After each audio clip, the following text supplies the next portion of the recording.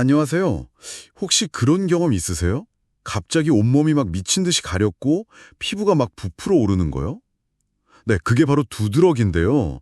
오늘 저희가 가지고 온 자료들이 바로 이 두드러기에 대한 거예요.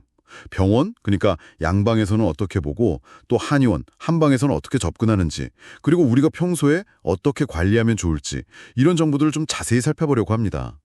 이걸 통해서 여러분이 두드러기를 좀 더 잘 이해하고 어떻게 관리할지 방향을 잡는데 좀 도움이 됐으면 하는 게 저희 목표예요. 자, 그럼 한번 제대로 파헤쳐볼까요? 우선 두드러기가 정확히 뭔가요? 피부가 갑자기 빨갛거나 허옇게 이렇게 부풀어 오르면서 이걸 팽진이라고 한다고요? 엄청 가렵잖아요. 근데 신기한 게 이게 보통 하루 24시간 안에 가라앉았다가 또 다른 데 막 생기고 그렇죠. 자료 보니까 전체 인구의 한 20% 이상 5명 중 1명은 겪는다니 정말 흔한 거네요. 네, 맞습니다. 그 피부 속에 있는 비만세포라는 데서 히스타민이라는 물질이 막 나오거든요. 이게 혈관을 좀 늘어나게 만들어요. 그래서 붓고 가렵고 그렇게 되는 거죠. 원인은 약이나 음식, 아시겠지만 조개나 땅콩 같은 거예요. 감염, 스트레스, 온도 변화 같은 것도 있고 심지어 피부를 꽉 누르는 거, 그런 물리적인 자극까지도 원인이 될 수 있어요. 정말 다양하죠. 근데 여기서 좀 중요한 게 특히 이게 6주 이상 계속되는 만성 두드러기 있잖아요. 이런 경우는 절반 이상이 뚜렷한 원인을 찾기가 어렵다는 거예요. 이게 좀 까다로운 부분이죠. 원인도 모르는데 계속 가렵고 부어오르면 와, 진짜 답답하겠는데요? 특히 그 자료에도 나오는데 눈 주위나 입술 같은 데가 막 심하게 붓는 거 있잖아요. 혈관 부종. 이게 같이 오면 숨쉬기 힘들어질 수도 있다니. 이건 정말 빨리 병원에 가봐야겠네요. 그럼 병원에서는 보통 어떻게 치료하나요? 양방에서는요? 네, 병원 치료의 가장 기본은 아무래도 약물 치료인데요. 항히스타민제 복용이죠. 요즘에는 다행히 졸음 부작용이 좀 적은 2세대 약물들이 많이 나왔어요. 이걸 이제 매일 규칙적으로 복용해서 가려움이나 붓기를 가라앉히는 게 일반적인 방법입니다. 증상이 좀 심하다 싶으면 단기간 스테로이드, 먹는 약이나 바르는 약을 같이 쓰기도 하고요. 아주 심한 만성 두드러기, 특히 이제 원인을 잘 모르겠다 이런 경우에는 면역 억제제라고 해서 사이클로스포린 같은 약들이요. 아니면 더 나아가서 요즘엔 생물학적 제제라고 오말리주맙 같은 주사 치료, 이런 좀 더 강력한 치료를 고려하기도 합니다. 물론 피검사나 피부 반응 검사 같은 걸로 원인을 찾아보려고 노력은 하죠. 근데 만성일수록 아까 말씀드린 것처럼 원인 불명인 경우가 많아서 일단 증상 조절에 집중하는 경우가 많습니다. 그렇군요. 양방은 주로 약으로 일단 급한 증상을 빨리 잡는 데 초점을 맞추는 것 같네요. 그런데 제가 본 한의학 자료들은 좀 다른 이야기를 하는 것 같아요. 그 사람의 체질, 이걸 중요하게 본다던데요. 네, 맞아요. 한의원에서는 좀 더 몸 전체를 봐요.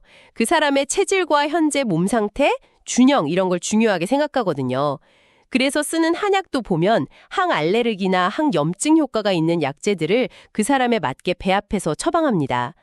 목표는 몸 안의 염증 반응 자체를 좀 줄이고 깨져 있는 면역 균형을 바로잡는 거예요. 단순히 증상만 누르는 게 아니라 면역력을 좀 키워서 자꾸 재발하는 걸 막아보자. 여기에 초점을 맞추는 거죠. 재발 방지요. 그게 중요하겠네요. 네. 그리고 침 치료 같은 경우는 이제 기혈순환을 도와서 몸 스스로 병을 이겨내는 힘, 자연 치유력을 높이는 데 도움을 줄 수 있고요. 실제로 어떤 연구에서는 항히스타민제만 쓴 그룹보다 침 치료를 같이 한 그룹이 증상 개선 효과가 더 좋았다는 결과도 있더라고요. 오, 정말요? 네. 부항 같은 것도 혈액순환을 돕는 목적으로 쓰이고요. 핵심은 결국 몸의 근본적인 문제를 좀 해결해서 재발을 줄여보려는 접근인 거죠. 와, 접근 방식이 정말 다르네요. 양방이랑 한방이랑. 그럼 이 두 가지 치료를 같이 받으면 어떨까요? 시너지 효과 같은 게 있을까요?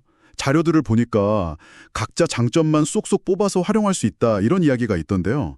그러니까 양방약으로 급한 불은 빨리 끄고 한방치료로는 근본적인 체질 개선을 하고 이런 식으로요. 네, 맞습니다. 그게 바로 이제 양한방 통합치료의 가장 큰 장점이라고 할 수 있겠죠. 아까 말씀드린 연구 결과처럼 항히스타민제로 빠른 증상 완화를 꾀하면서 동시에 침치료나 한약으로 면역력을 키우고 재발 가능성을 낮추는 거죠. 빠른 증상 완화 효과랑 근본적인 개선 효과, 이 두 가지를 동시에 기대해 볼 수 있다는 겁니다. 증상 관리랑 재발 방지, 이 두 마리 토끼를 잡으려는 전략이라고 볼 수 있겠네요. 그렇군요. 치료법만큼이나 중요한 게 또 생활 속 관리 아니겠어요? 이거 정말 중요할 것 같은데요? 자료 보니까 두드러기 일기를 써보라는 조언이 있더라고요. 뭘 먹었을 때 혹은 어떤 상황에서 심해지는지 파악해서 피하는 게 중요하다고요. 네, 맞습니다. 그게 정말 중요해요. 어떤 게 나를 괴롭히는지 아는 것, 유발 요인을 파악하고 피하는 게 관리의 시작이죠. 보통 술, 너무 맵거나 자극적인 음식, 또 너무 뜨거운 물로 목욕하거나 사우나 하는 거, 이런 거 피하는 게 좋고요. 스트레스 관리도 중요하고요. 그리고 피부가 건조하면 더 가려워지거든요. 그러니까 보습에도 꼭 신경을 써주셔야 합니다. 아, 보습 중요하죠. 가려울 때 막 긁게 되잖아요. 그럼 안 되죠. 그렇죠. 긁으면 더 심해지고 상처 나서 2차 감염 위험도 있고요. 가려울 때는 긁지 마시고 좀 시원하게 냉찜질을 하시거나 아니면 알로에 젤리나 의사 선생님이 처방해 주신 진정 효과 있는 로션 같은 걸 바르는 게 도움이 됩니다. 그리고 처방받은 약 있잖아요. 항히스타민제나 한약 같은 거. 이건 꼭 의사, 한의사 지시대로 잘 챙겨 드시는 게 중요하고요. 특히 항히스타민제 중에는 좀 졸린 약들이 있어요. 그런 약 드실 때는 운전이나 위험한 기계 조작은 절대 하시면 안 됩니다. 아, 네. 주의해야겠네요. 네. 그리고 스테로이드 연고는 효과는 좋지만 의사 지시 없이 너무 오래 넓게 바르는 건 좋지 않으니까 주의해야 하고요. 만약에 두드러기가 6주 이상 계속된다? 이러면 만성일 가능성이 높으니까요. 꼭 전문가랑 제대로 상담을 받아보셔야 합니다. 그리고 이건 정말 중요한데요. 아까 잠깐 얘기했지만 갑자기 입술이나 혀가 막 붓거나 숨쉬기가 좀 힘들다. 답답하다 느껴지면 이건 응급 상황이에요. 지체 없이 바로 응급실로 가셔야 합니다. 네, 알겠습니다. 정말 중요한 정보네요. 아, 그리고 한약 복용 중에도 혹시 불편한 점이 생기면 바로 한의사랑 상의해야 하는 거겠죠? 네, 당연하죠. 어떤 약이든 불편함이 있으면 처방해준 전문가와 바로 상의하는 게 원칙입니다. 네, 오늘 두드러기에 대해서 정말 깊이 있게 알아본 것 같아요. 정리를 좀 해보면 두드러기는 히스타민이라는 것 때문에 생기는 아주 흔한 피부 문제다. 그리고 병원 치료, 양방은 빠른 증상 조절에 강점이 있고 한의원 치료, 한방은 몸의 근본적인 균형을 맞춰서 재발을 줄이는 데 좀 더 중점을 둔다. 그리고 이 두 가지를 잘 병행하면 더 좋은 효과 시너지를 기대할 수 있다. 마지막으로 생활관리가 정말 중요하다 이거군요. 결국에는 내 상태에 맞는 최적의 방법을 찾으려면 의사 선생님이든 한의사 선생님이든 전문가와 잘 상의하고 소통하는 게 핵심이겠네요. 네, 맞습니다. 마지막으로 제가 이런 질문을 하나 던져보고 싶어요. 아까 만성 두드러기란 원인을 알 수 없는 경우가 절반 이상이라고 했잖아요. 그렇다면 우리가 단순히 히스타민 반응만 억제하는 것에서 좀 더 나아가서 우리 몸의 면역 시스템, 또 장 건강, 그리고 스트레스 반응 같은 것들이 사실 얼마나 복잡하게 서로 얽혀 있는지 이런 상호작용을 더 깊이 이해하는 것이야말로 어쩌면 앞으로 이 만성 두드러기를 좀 더 근본적으로 다스릴 수 있는 새로운 열쇠가 되지 않을까 한번 생각해 볼 문제인 것 같습니다.